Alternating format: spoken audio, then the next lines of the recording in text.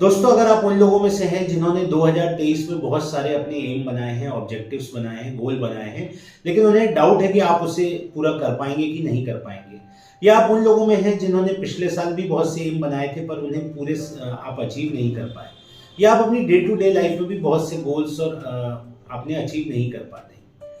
तो दोस्तों, इस वीडियो में बताई गई स्वामी विवेकानंद जी की इन 3 बातों को अगर आप फॉलो करेंगे तो आप, मुझे यकीन है, आप डेफिनेटली अपने गोल्स को अचीव कर पाएंगे।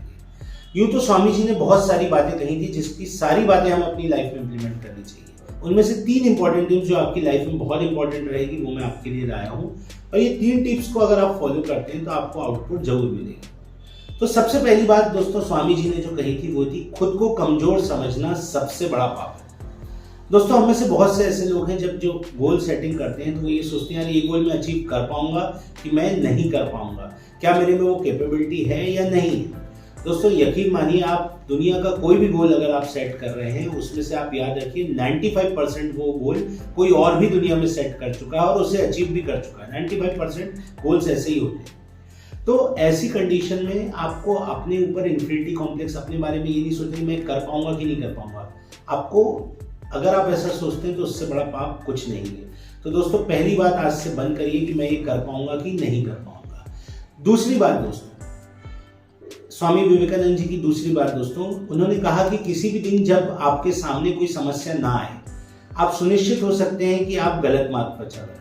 मतलब हम में से कई लोग ऐसे हैं कि कोई भी काम स्टार्ट करते हैं, कोई भी एम लेते हैं, काम स्टार्ट करते हैं और कोई समस्या आ जाती है तो हम उसको क्विट कर देते हैं, या क्विट नहीं भी करते रहते पर एक एंड पे उतने मन से उस काम को नहीं करते, या एक आगे चल के क्विट करते हैं। इससे दोस्तों 2 चीज होती है, आपका टाइम और एनर्जी दोनों वेस्ट होते हैं। तो ऐसी सिचुएशन में स्वामी जी कहते हैं कि अगर आपके सामने समस्या आ रही है तो आप ये समझो भाई कि आप सही मार्ग पर चल रहे हो।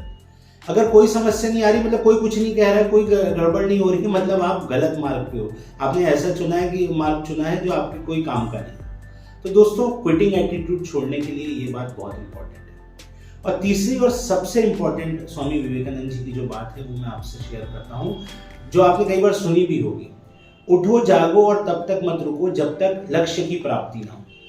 दोस्तों, ये बात हमको एक्शन मोड में जाने के लिए प्रेरित करती है। होता यह है दोस्तों, हम बहुत सारे एम बनाते हैं और जब उसको इम्प्लीमेंट करने की बारी आती है या हम उसको करने लगते हैं तो या तो हम ये सोचने लगते हैं यार हमने सही सोचा था कि नहीं सोचा था, या फिर हम उसको कंफ्यूज हो जाते हैं कि यार मैं इसको कैसे करूं या क्या करूं। तो उसके लिए सिंपल बात है, आपको एक्शन लेना ही पड़ेगा। रोज उठना पड़ेगा, जागना पड़ेगा। जागने का मतलब सो के जागना नहीं, जागने का इनर सेल्फ, अंदर से जागना पड़ेगा, उस एम के प्रति जागना पड़ेगा। और जब तक आप उस बिना रुके उस काम को करने का प्रयास करते रहेंगे, डेफिनेटली आप उस गोल को अचीव कर पाएंगे। तो दोस्तों, स्वामी जी की इन 3 बातों को जो हमें अपने इन्फिनिटी कॉम्प्लेक्स से बाहर निकालती हैं, क्विटिंग एटीट्यूड से बाहर निकालती हैं और एक्शन करने को फोर्स करती हैं, इनको आप जरूर फॉलो करें और आप देखेंगे आपकी लाइफ में 2023 में ट्रांसफॉर्मेशन जरूर होगा। Thank you friends.